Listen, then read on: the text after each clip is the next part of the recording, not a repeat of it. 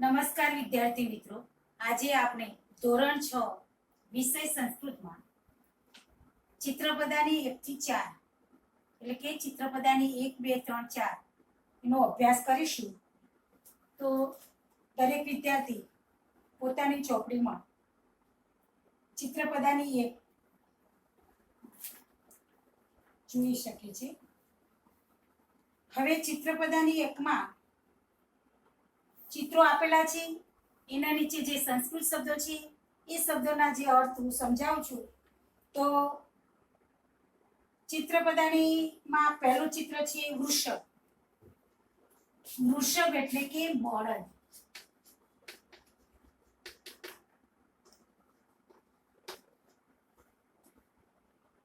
વૃષભ તો બળદ, ગંધર્વ ગધેડો, ગંધર્વ ગધેડો, મેષ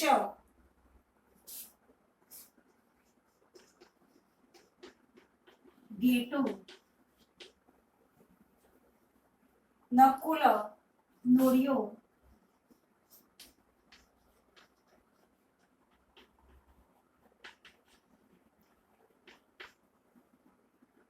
મયુર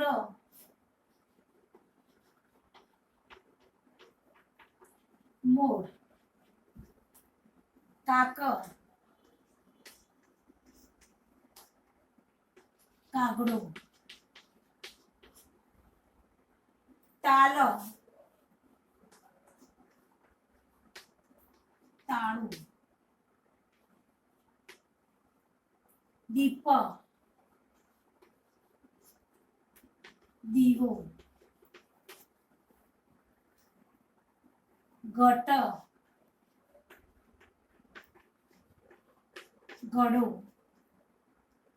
સર્પ સાપ, મકર મગર, મંડૂક દેડકો. આ રીતે આ શબ્દના અર્થ છે. ફરી એકવાર જોઈએ આપણે. તો કે વૃષભ બળદ, ગંધર્વ ગધેડો, મેષ ઘેટુ, નકુલ નોળિયો, મયુર મોર, કાક કાગડો, તાલ તાળું, દીપ દીવો, ઘટ ઘડો, સર્પ સાપ, મકર મગર, મંડૂક દેડકો. આ રીતે આ બધા જે શબ્દો જોયા ચિત્રપદાની 1 ના છે. અને ચિત્રપદાની 1 ના આ શબ્દો એ અકારણ પુલ્લિંગ શબ્દો છે. કેવા છે? અકારણ પુલ્લિંગ શબ્દો. કઈ રીતે આપણે ઓળખી શકીએ? તો કે દરેક શબ્દનું જ્યારે વાંચન કરતી વખત એના ઉચ્ચારમાં એટલે કે છેલ્લા જે અક્ષર હોય એ વર્ણની પાછળ અ જેવો ઉચ્ચાર થાય છે. દાખલા તરીકે વૃષભ તો અ ઉચ્ચાર જે થાય છે આ બધા વાંચતી વખતે એના વર્ણમાં જે અ જેવો ઉચ્ચારના અવાજથી આપણે અહીંયા અકારણ પુલ્લિંગ શબ્દો છે એ રીતે ઓળખી શકીએ છીએ. હવે તો મિત્રો આ રીતે ચિત્રપદાની 1 ના બધા શબ્દોના અર્થ થાય છે. અહીંયા આપણે સમજી શક્યા. હવે આપણે ચિત્રપદાની 2 જોઈશું. તો ચિત્રપદાની 2 માં આપણે પ્રથમ શબ્દ છે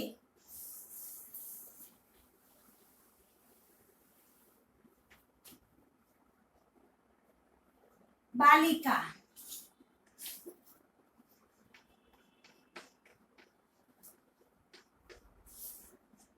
તો છોકરી. ઉત્પીઠિકા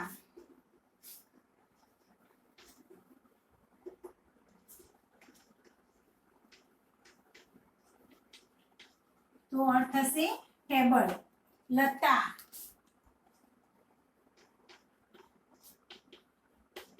તો વેલ. સ્થાલિકા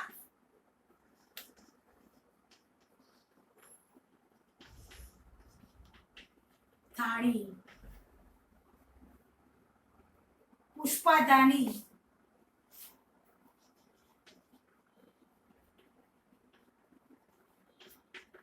फूलदानी, साटिका, साटिका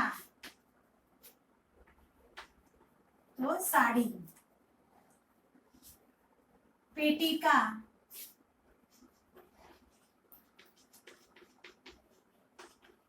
पेटी, चटका,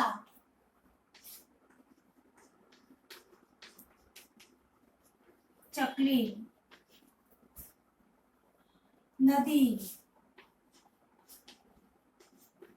तो नदी, चुल्ली, चुल्ली तो चूल्हो, घटी, घड़ियाल, छेल्ले कुंचिका,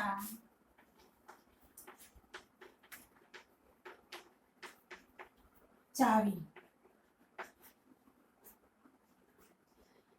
तो आ रीते फरी एकवार જોઈએ આપણે તો પહેલો શબ્દ જે છે બાલિકા તો છોકરી, ઉટપીટિકા ટેબલ, લતા તો બેગ, સ્થાલિકા થાળી, પુષ્પધારી ફૂલદાની, સાટિકા સાડી, પેટિકા પેટી, ચટકા ચકલી, નદી નદી, ચૂલ્લી તો ચૂલો, ઘટી ઘડિયાળ અને કુંચિકા તો ચાવી। તો આ રીતે ચિત્રપદાની બે ના શબ્દો જે આપણે જોયા એના જે ગુજરાતી અર્થ સમજ્યા તો ચિત્રપદાની બે માં અહીંયા કેટલાક શબ્દો આ કારણ એમ કે સ્ત્રીલિંગ શબ્દો છે, કેટલાક ઈ કારણ સ્ત્રીલિંગ શબ્દો છે। હવે આપણે જોઈએ તો જે શબ્દનો ઉચ્ચાર કરતા એ વર્ણની પાછળ આ ઉચ્ચાર થતો હોય તે આકારણ સ્ત્રીલિંગ શબ્દો છે અને ઈ ઉચ્ચાર થતો હોય તે ઈ કારણ સ્ત્રીલિંગ શબ્દો છે। તો આ ચિત્રપદાનીમાં બંને છે આકારણ પણ છે અને ઈ કારણ પણ છે। તો આપણે જોઈ શકીએ છીએ કે અહીંયા બાલિકા, ઉત્પીઠિકા, લતા, સ્થાલિકા, પછી સાટિકા, પેટિકા, ચટકા, ઘટી કુંચિકા આ શબ્દો છે એ બધા આકારણ સ્ત્રીલિંગ શબ્દો છે। બાકીના જે છે એટલે કે પુષ્પદાની છે, નદી, ચુલ્લી અને ઘટી આ ચાર શબ્દો ઈ કારણ સ્ત્રીલિંગ શબ્દો છે। બરાબર। તો અહીંયા ચિત્રપદાની બે આ રીતે જોયું આપણે। હવે ચિત્રપદાની ત્રણ જોઈશું આપણે। તો ચિત્રપદાની ત્રણમાં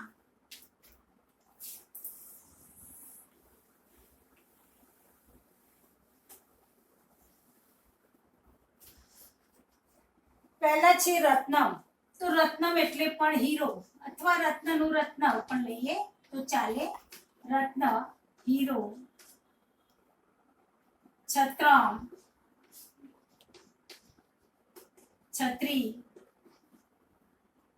પુષ્પમ, ફૂલ, ફૂલ કમળ કોઈ પણ લઈ શકાય। ઉરુકમ,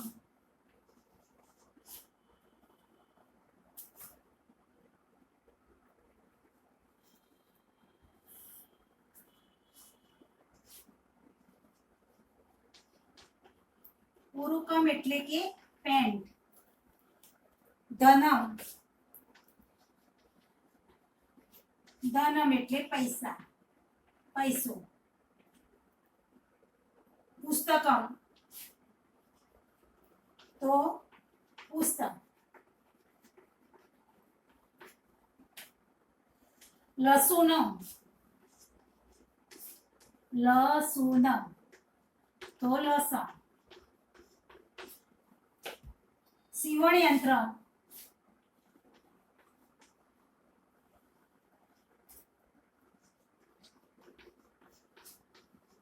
સીવવાનો સંચો, મશીન।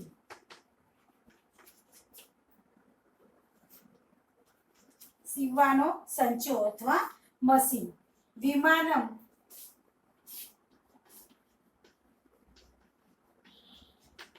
વિમાન।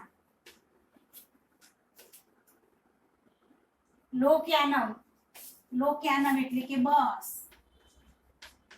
લોક્યાનમ બસ.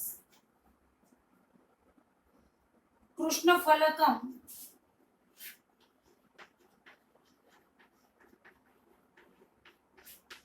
તો બ્લેકબોર્ડ.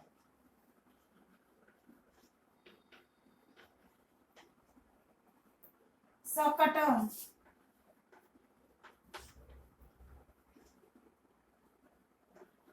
બળદગાડું. શું થશે? બળદગાડું. તો ફરી જોઈએ આપણે. તો અહીંયા કે છે કે રત્નમ એટલે કે હીરો, છત્રમ છત્રી, પુષ્પમ ફૂલ, ઉરુકમ પેન્ટ, ધનમ પૈસો, પુસ્તકમ પુસ્તક, લસુણમ તો લસણ, શિવનયંત્રમ સીવવાનો સંચો, વિમાનમ વિમાન, લોક્યાનમ બસ, કૃષ્ણફલકમ બ્લેકબોર્ડ અને શકટમ બળદગાડું. તો મિત્રો ચિત્રપદાની 3માં જે આપણે આ શબ્દ જોયા એ શબ્દ અકારણ નપુંસકલિંગ શબ્દો છે. કેવા છે? અકારણ નપુંસકલિંગ શબ્દો છે. દરેક શબ્દને વાંચન કરતી વખતે, એનું ઉચ્ચારણ કરતી વખતે એના ઉચ્ચારણમાં છેલ્લે અકારણ ઉચ્ચાર થાય છે અને બધા જ શબ્દો એ નપુંસકલિંગ શબ્દો છે. તો હવે આપણે ચિત્રપદાની 4 જોઈશું. તો ચિત્રપદાની 4માં ધ્યાન આપો દરેક જણ. અહીંયા જોઈએ આપણે તો કે છે પહેલો શબ્દ છે અંકની.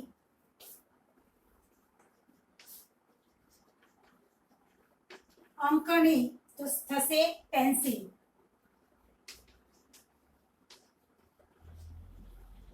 ગ્રંથ, ગ્રંથનો આપણે ગ્રંથ જ કરીશું. આપણું જેમ કે રામાયણ મહાભારત આ કોઈ ગ્રંથ વાત કરી છે. આભૂષણ, આભૂષણ એટલે ઘરેણા, ઘરેણા. પછી કળદીપ, કળદીપ એટલે કે હાથબત્તી. મતલબ કે કર એટલે હાથ અને દીપ એટલે દીવો એટલે હાથબત્તી. ચમચ, ચમચી. લવિત્રમ, દાતરડું, દાતરડું. અવકારિકા, અવકારિકા તો કચરા પેટી.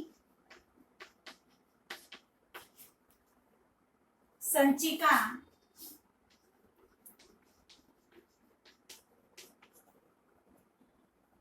ફાઇલ. પીપીલિકા,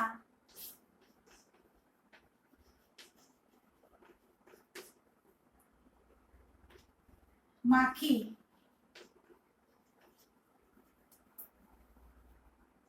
ગણન યંત્ર,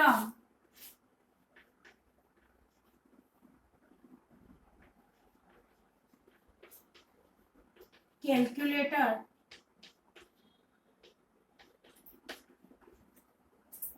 દ્રોણી, ડોલ. પિંજર,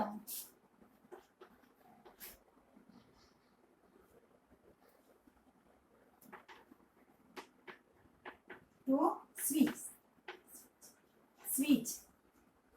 ફરી એકવાર જોઈએ આપણે. તો કે છે અંકની એટલે પેન્સિલ, ગ્રંથ એટલે ગ્રંથ, આભૂષણ એટલે ઘરેણા, કળદીપ એટલે હાથબત્તી, ચમચ ચમચી, લવિત્રમ દાંતરડું, અવકરિકા કચરાપેટી, સંચિકા ફાઇલ, પીપીલિકા માખી, ગણનયંત્રમ કેલ્ક્યુલેટર, દ્રોણી ડોલ, પિંજર એટલે સ્વિચ. તો મિત્રો ચિત્રપદાની 4માં જે આપણે અહીંયા ચિત્રો પરથી આપણે જે અર્થો જોયા એ દરેક અલગ અલગ ઉચ્ચારના છે. ધારો કે કેટલાક આમાં આકારણ સ્ત્રીલિંગ છે, કેટલા ઈકારણ સ્ત્રીલિંગ છે, કેટલાક અકારણ પુલ્લિંગ પણ છે, અકારણ નપુંસકલિંગ પણ છે.